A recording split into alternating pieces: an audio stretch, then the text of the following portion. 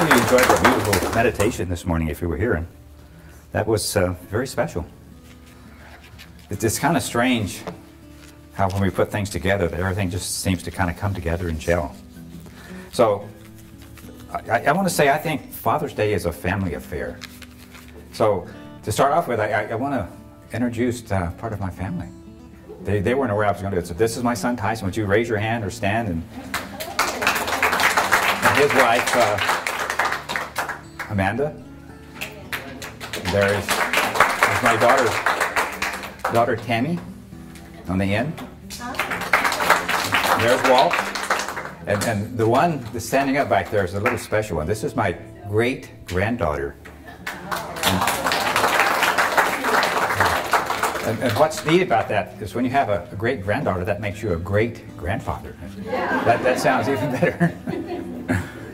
Okay, today I'd like to talk about happiness.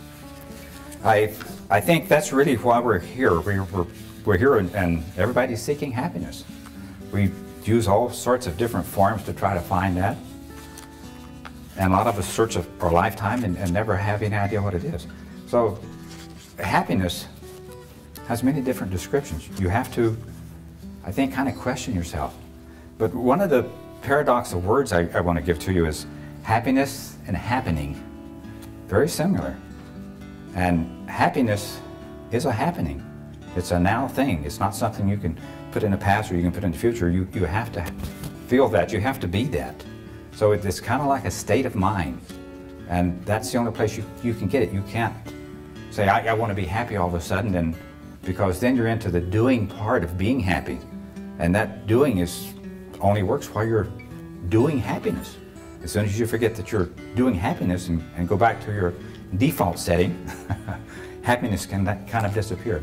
So what I'd like to do is to kind of take you on a journey back in time and see what you relate to and as far as happiness. So I think if you look back, you'll find that all of us have been trying to find happiness. And I want to go back and I want to say most of my awareness is around the 50s, so I'm from that time era. That's Elvis. That's before computers and cell phones. I was raised in Oklahoma, and that's just barely automobile time back there. I have always said and thought that I thought that part of Oklahoma I was from was about 40 to 50 years behind the times, and it still is, I believe. But there's some beautiful people there. That's not to put it, put it down or anything like that. There's a lot of famous people that have come from Oklahoma. Rory Calhoun, I think, is one. And we have a special guest here today that I'm going to bring in later. Merle Haggard from, I think, originally Oklahoma. If he's not, he should have been. There's certain ones that we own. So I want to bring him in with a little bit of musical. It's original composition, and I'm not sure how well or unwell Merle Haggard is, but he's always been considered kind of the bad boy of country. He's one of those outlaws, I think, that you would call him, along with 3 or 4 others. And what's interesting,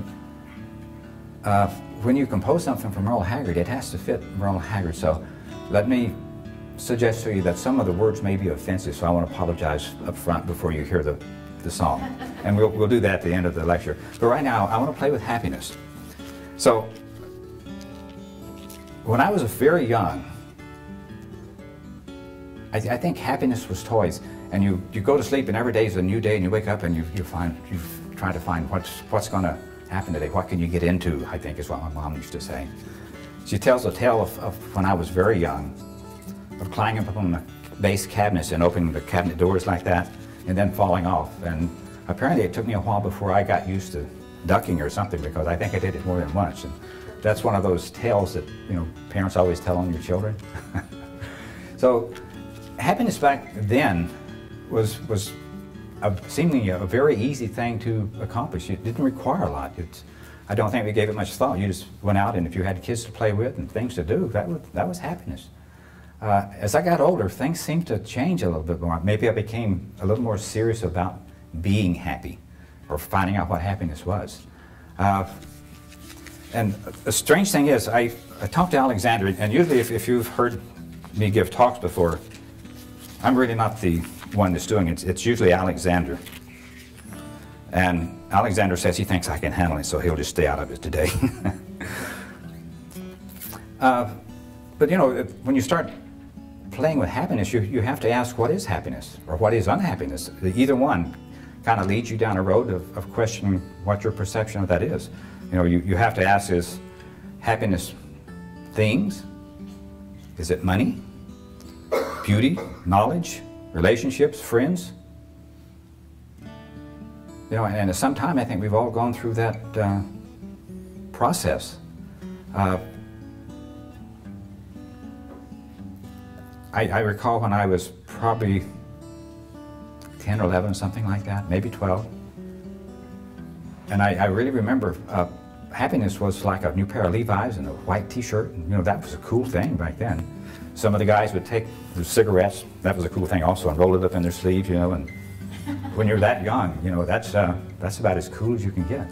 And I remember, I think around 53 or 54, Elvis appeared on the scene. So everybody was growing the long hair with the mullet, or whatever you call it, with a ducktail.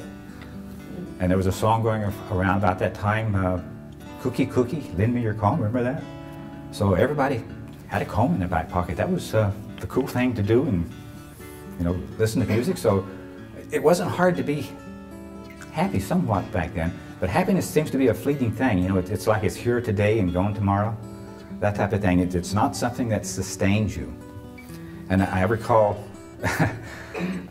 and I know that probably doesn't apply to you guys just probably went through and was a piece of cake for you. But I want to take you back and just, you know, have you remember those things. And it's a fun thing to do. Especially because you can't do much about it now. Those are just fond memories, and you managed to struggle through, and here you are, and you have to ask yourself, are you happy now, or is it something that you're still seeking? So, at some point, boys discover girls. Remember those days? And my first experience like that is we had a theater in town. This is a very small town I'm from too, by the way. Less than 2,000 people or something in town, and a lot of people kind of on the outskirts. But I remember when we first started doing dating, the thing to do was to invite some girl to go to the theater with you, or meet you there. We had no transportation, you know, so you get your parents to take you. And asking your parents to drive you to the theater, it's not very cool back then. So you were much better off just kind of doing on your own, or walking, or riding your bicycle, or something like that. But the whole idea was to go down and, you know, sit through a theater in a movie and hold hands and whatever else you felt. So it was fun times, but as you grow older, you know, then you meet someone, and you, I think, probably will run into this we call your first love. And that first love, boy, you got to know that you're happy. I mean, it feels like you're floating on air. Now, this also is going to sound something like I'm a practicing Catholic, and this is confession time or something. So Betty hasn't heard most of this stuff, so if you see her eyes roll, just understand. Let me take you back just a little bit. When I was dressing this morning, I was going to kind of get in a Western dress. So I come out of the closet and I have this bright red and white checkered Western shirt on. And I was going to ask Betty what she thought about it, and as soon as she saw me, she did this, rolling her eyes. So she didn't have to say a thing. So I went back in the closet and came with a white shirt, and she just kind of smiles at me. But it's those unspoken words. Okay. I know nothing like that ever happens to anyone else that's married. So this is just a personal thing. But at some point, you know, you meet your first love, or the first girl that you think you're in love with. And a lot of times it's mutual, and sometimes it's not. But I remember this one beautiful young girl that was about a grade below me, and I think I was 14 or 15 or something like that. And this is when I invited to the movie, but this one was special. I went up to her, and I remember she was in front of her locker in the hallway in school. And I go up and I never did stutter or stammer until then. And I really had a rough time getting on. I'm sure I turned all colors of red. And I had talked to the girl before, but for some reason there was a little bit of special energy going on there, and I really had a difficult time with that. And I got to know her a little bit, and her parents had a place up on the river in the mountains. And so we go up there one weekend, they invite me to go up, and we get up there, and beautiful mountain stream, and nice weather, beautiful pine trees. And for some reason, mosquitoes really loved me that weekend. I mean, they would just attack me and nobody else, and I just bumps all over me, and what a nightmare, you know. And this girl apparently wasn't too taken with me, because she was dating some other guy that was older than I was, and probably weighed close to 300 pounds, and that was kind of an insult if you're trying to be cool. And she finally married some young man with a 50 red Ford hardtop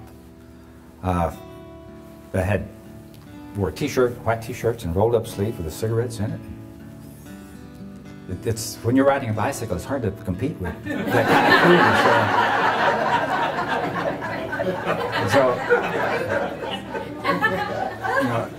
it's funny though. At the time, you know, my thoughts were, if I could court and marry this particular girl, I thought, boy, I'd be set for life. I'd be happiest guy I could imagine. And as I got to know her and had the experience of that, I found that her idea of happiness and mine, and where she wanted to go and where I wanted to go, just was not compatible. So we kind of drifted apart, and of course there were other ones. One that I really fondly remember is, I think I was probably sometime around about the same age. Now, I wasn't doing both this at the same time, but I had this one young girl that had the most beautiful big blue eyes and kind of a brown hair, I think. And I'd never been pursued by a girl before. Now, I know you women are used to this, but if you have a girl pursuing you and you're a guy, you know, that's not cool, because you're supposed to be the romantic master of all this stuff. When you're this age, you always make up these ideas of this is who I am and this is what I'm doing. But this young girl, I would go home for lunch from school, and I would walk back to school. We were probably 4 or 5 blocks from school. And when I knew this girl, she would meet me 1 block from my house every day and walk back to school with me. And for some reason, that didn't seem cool to me. And it's a strange thing, because this went on for about half a semester, and her parents moved away. And one day, I think probably the following year, she came back to school to visit someone there. This was one of the most beautiful girls that she matured into, and just lovely. Strange thing is, we hardly said 2 words to each other. In fact, when she left, we wrote letters, exchanged letters with each other for a while. And we finally decided long-distance relationships don't work for young people. There's too many other things that you have on your plate, and too many things you want to go and things you want to do, and happiness is not reading a letter from someone you can't even see. We didn't have computer cameras and all that kind of stuff then. So. But I thought it was a rather odd type of thing. I never did feel happiness in that relationship. So I maybe have some kind of understanding how women feel when the guys are always pursuing somebody, and you don't particularly care for their interests or something like that. So this is Father's Day, but maybe with a little bit of awareness. I'm not sure I learned anything from that, other than that's just an experience I thought was interesting. So if you've had that type of experience, that kind of puts the shoe on the other foot, I think. Now, the strange thing is, when you're beginning to be a teenager, whether you're male or female, your body's going through a lot of changes. And one of my thoughts about being happy or finding happiness, I was thinking, if I could be tall, dark, and handsome, boy, that's got to make me happy the rest of my life. So I keep trying to stretch, and all I can do is about 5'9", and I'm dreaming of 6'6", and my mother is Irish, and if you are of Irish descent, you know that tall, dark, and handsome is not going to happen. if you're Irish, you're most likely going to be blessed with a lot of freckles. So that dream kind of went by the wayside. And then I began to seek happiness through other means. You know, I was always planning and scheming and dreaming about what would make me happy. You know, from automobiles to relationships, to marriage, to family, to assorted different types of sports, to jobs. All of those, at one time I think, boy, this is, maybe I'll be happy here. But a strange thing happens. When I got married, it was beautiful at first, and I'm not trying to put Betty down or anything like that. This is, it has more to do with me. But when you get married, at some point, you know, you've given up your freedom, and boy, the responsibility of being a father really becomes overwhelming. I mean, you're out on your own, and you're married, and you have this person to take care of, and the first thing you know, your wife falls apart, and you have kids. And then you have kids to take care of, and the song that we're going to do today is all about fathers and this type of thing. So we wanted to share that with you. But hopefully we're kind of taking you back on the road of remembrance and seeing where you found happiness. I think it's a delightful thing, especially in hindsight. But when you're a teenager, boy, there's a lot of things going on, a lot of hormones racing, and where I was raised in Oklahoma, we didn't have a lot of entertainment, so we had to kind of make up ourselves. And the things we got into, it's a wonder that any of us survived. So I just want to take you back to those things. And it's strange, you know, when you are being raised, at some point, I think, at least I think probably most of you, we have this thought that we know better what is good for us than our parents do. And these parents get to be really old-fashioned, and you know, it's like having your parents driving you on a date or something like that. That's about as uncool as you can get. So at some point, I guess I became more of a rebel and just thought, well, I'll find out my way, but at least I'll be the one that's in charge. And from that point, then you find that there's responsibilities when you decide to be on your own. So I think it's all part of growth. But what I'm getting at is the whole thing is just a matter of challenges, of trying to find happiness. Now, this one girl I was talking about that used to walk me back and forth to school, that turned out to be such a beautiful thing. I want to give her name too, because we have a lady that has a name in her, and not too much different than this. Her name was Sharon Getz. And she was maybe a little taller than Betty. And those eyes, and you've probably seen people that have these very piercing eyes and deep blue colors. I can still see them now. But what I want to do is to have you remember your first love, maybe your first automobile, your first relationship, the first time that you were out on your own, your first job, your marriage. And I want to pose a question. Is that happiness? Or was that happiness? Or was it excitement? You know, there's a big difference. That happiness is a state of being. Excitement is a state of doing. So there's a little difference there. So I think maybe what I was always seeking was excitement there, not recognizing what happiness really was. At some point on my journey, especially into spirituality, I ran across this entity that identifies himself as Alexander. And I've come to think of him kind of like a wise philosopher from the other side, or from spirit side. And one of the things with Alexander, he's kind of like a parental type figure to me. And I disagree with him at times. If you have a guide, try disagreeing with him and see how far you get. But what's interesting, I thought at one time, I'll just ask him what happiness is. And I thought, you know, this will throw him. This is because I'm having so much trouble getting there. I thought, surely he's not going to have something that's going to be mind-blowing or something like that. And after all, he's on the other side, so what does he know about happiness? So I want to say, in fact, I want to read this particular part of it because this is my remembrance of that. I had been around Alexander a little bit. I would write down some of the information. So in one of my attempts to confuse him, or at least kind of embarrassing him, I asked, what is happiness and where can I find it?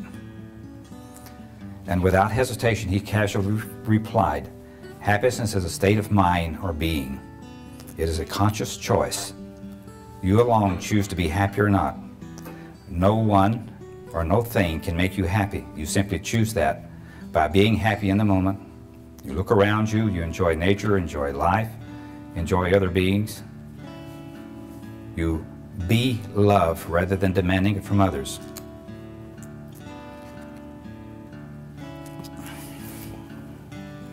And you know, I think that was probably the first awareness that I had, that you could be happy, and it is really something within you. It's not something outside. You're not going to find it in material things. You're not going to find it in a person or relationship. If you don't feel happiness within you, you're going to keep seeking here and there and hoping to find that elusive quality that I think we're all here to find. But if you find happiness, there's a sense of calmness and peace and enjoyment of life. You really get a chance to ask questions what life is all about, where you're headed. And you have, I think just through that awareness, you gain a lot of knowledge, or you set your mind out of that race for trying to find happiness, where you say, well, is this happiness? And when you begin to find happiness within yourself, you find it's not a doing thing. You simply decide, I'm happy simply because I'm here, I exist, and I have consciousness. And it's something that becomes internal. And yet you can do meditation and you can say, I'm going to be happy. And that happiness gets to be a beingness. The strange thing is that it dissipates. It's not something that you are being. It is something that you install within you. It's just like a computer program. We'll call it happiness. And when you begin to play with that, it's strange because it changes your whole life. Now, another strange awareness that I had with that is when I've accepted Alexander's challenge, in effect, because usually when I disagree with him, he doesn't say a lot, but he kind of, I think, throws things up on the table that I have to decide whether he's right or wrong. And usually when I challenge him, he just kind of backs off. But a strange thing happens. Some experience or something will put that right in front of my face, and you know, I've got to decide whether he's full of it or perhaps he has a little bit of knowledge and wisdom. So from that point on, I decided, well, I'll be happy. I think I have some sense of what happiness is, and the idea of putting it inside yourself and being happy regardless of what's going on works most of the time. I'm not saying I'm jumping up and down happy every moment, because I don't think any of us are. I don't know that we are supposed to be. But with that awareness, you can always tell when you're there and when you're not. Now, one of my teachers that Grace had mentioned was Lester Levinson, and a lot of you probably never heard of this particular gentleman. He wrote a book called Keys to Happiness. And it's very much about consciousness and this type of thing. So if you get a chance to run across that, that's a delightful book. And the strange thing is, it's not written like a book. It's a collection of quotes from him that are 1 or 2 liners that is absolutely fantastic. I got all of that book and I read it, and I didn't understand a word of it. I read it a second time and got little glimpses here and there. It took me about 10 times through this book before I finally figured out what he was talking about. And it's all about consciousness, all about happiness. Keys to your freedom. It could very well be entitled Keys to Happiness. But I don't think you have to read a book. I think you just have to ask yourself, what is happiness? And do you want to be happy? And just decide to be that, regardless of what's going on in your life, whether you're ill, whether you have bad relationships, whether you're in debt, whatever. A strange thing happens when you begin to say, I'm happy, and really believe it, really let that be your reality. Everything that you would wish in life seems to happen without effort. You get the things you want, the things you ask for, the things you desire, just happen to show up on your doorstep unannounced. It's not something that you have to be seriously running down. And if you have the little brochure that Betty was handing out, if you look at that, one of the things, I don't want to quote from it, this is Alexander's information, but at some point he says, if you can be happy, then your next life will take care of itself. Happiness will evolve you to the point to where it's not a concern of yours anymore. Happiness includes loving, allowing, being compassionate, caring. And the strange thing, it starts right in here. It's not something you give to someone else or something that somebody gives to you. It's right here. Decide to be that way and notice how the world changes automatically. And you'll still have bad days, if you call them bad days, but they're not quite as severe, and you don't get into these depression states like you would before. You really have some sense of where you want to be and what it feels like. And if you can reach it once, you can reach it a second time. So hopefully Alexander is satisfied with my presentation of that to you. And I think it's maybe a little like Stuart and Matthew and Armin and Gabriel. I think they give out information with the whole idea that you'll share that, but they also make examples out of you. So if you're looking at me to be an example of happiness, discount all that stuff. That this is your thing, not mine. I've already found it for myself, and it's a strange thing. It doesn't cost a cent. In fact, it probably saved you a few bucks from trying to find it somewhere else. It's all internal. It's absolutely free. All it takes is the awareness that happiness is just a state of mind. Like heaven's a state of mind, hell's a state of mind. It's your reality. You simply say, why can't I be happy? Try that. Find a reason why you can't be happy. If you can find that reason, you can just toss it out the door and you're where you want to be. And nothing else that you will ever do, including all of your spiritual practices and everything, will get you as far as that happiness. I'm absolutely convinced that our number one purpose for being here is to be happy. Imagine the world. I think John Lennon wrote about that. Imagine the world that's happy, that has no intention of policing or saying what's right or wrong. Everyone's happy, everybody's doing their own thing. And then as soon as you get into your mind, you think, well, that'll never work. But it doesn't have to. It works just for you. You're the only one that matters. Alexander keeps saying that this world is all about you. You're the only one here. Everyone else is a bit player, and you're the star. You're the producer, director, actor. And every time you come back into a new life or reincarnation, you audit for that part. But you take with you all of the skills that you gained in past life experience, and you bring them with you. You don't forget who you are. All your past lives are a collection of what you have been and what you have learned up to this point. And if you don't believe that, then we propose to you the idea of Mozart or Einstein. Propose to you that didn't happen in one lifetime. That's a collection of energy and awareness.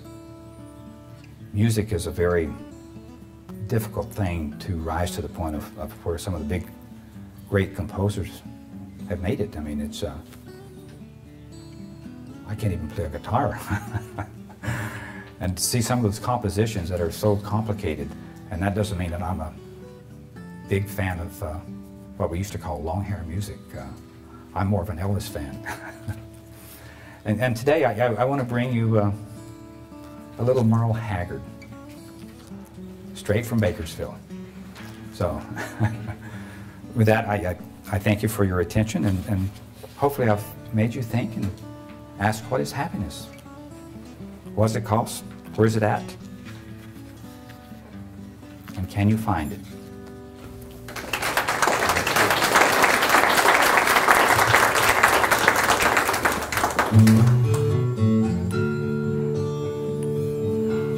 Does that sound country? Okay.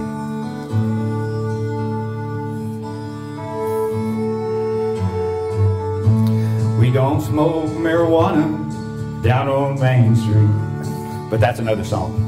Can you start it over again? That was just to wake you up. That was a sound check. Okay.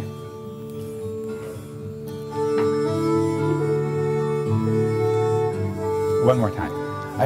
I want to see if I can bring my great-granddaughter up here and help me announce the song, if we will. This is Chloe. Okay. Okay. Now you repeat the name of the song. Fathers aren't perfect. You say that? Okay, do it with me. Fathers aren't perfect. But they try. Okay. Give her a hand, would you?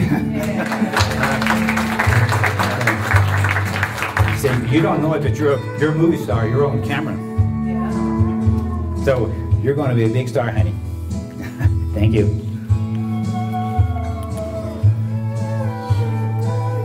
If you have grandkids, great-grandkids, boy, what a delight. Okay. Can we start it over one more time? We do this enough, we'll get it right. Are you ready? Yes. This time we're going for real.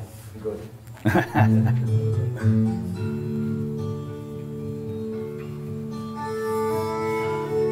It sounds country because it is.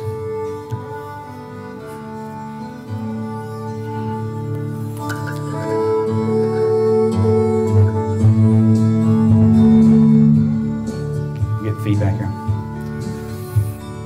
Fathers have always been the backbone of the family, working a lifetime trying to raise a family right.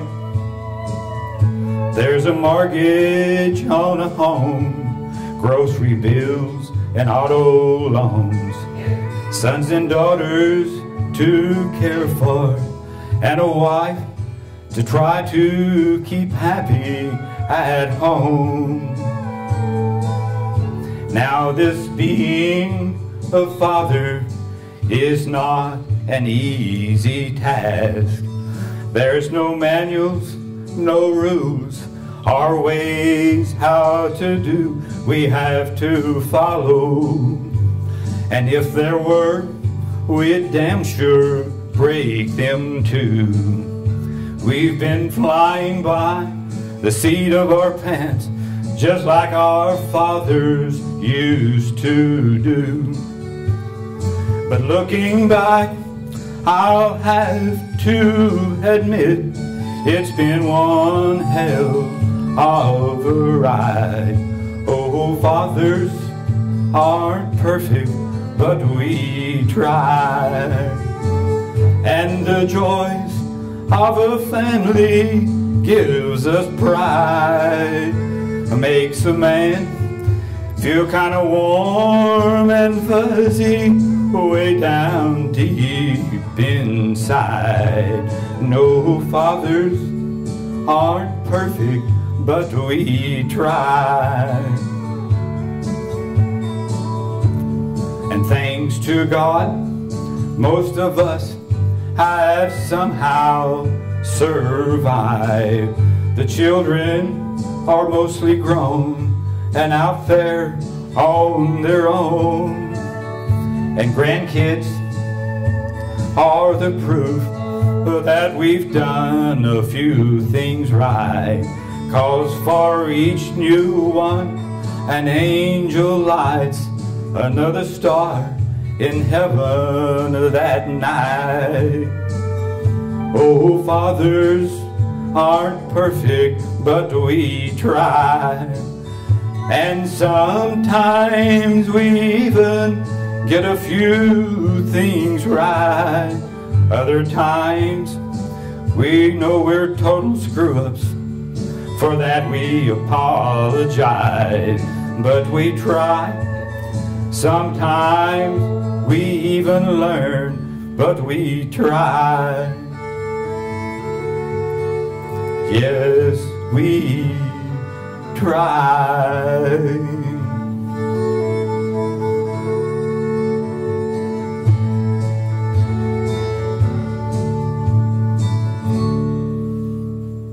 Thank you kindly.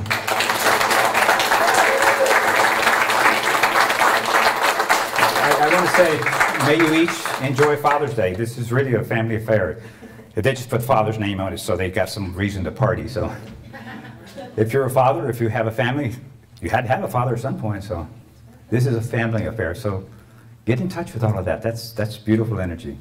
And thank you for allowing me to play like Merle Haggard for a few minutes. I couldn't wear my red shirt. There's not enough room for my cowboy hat, so thanks for being here, and thanks for participating in this Father's Day event.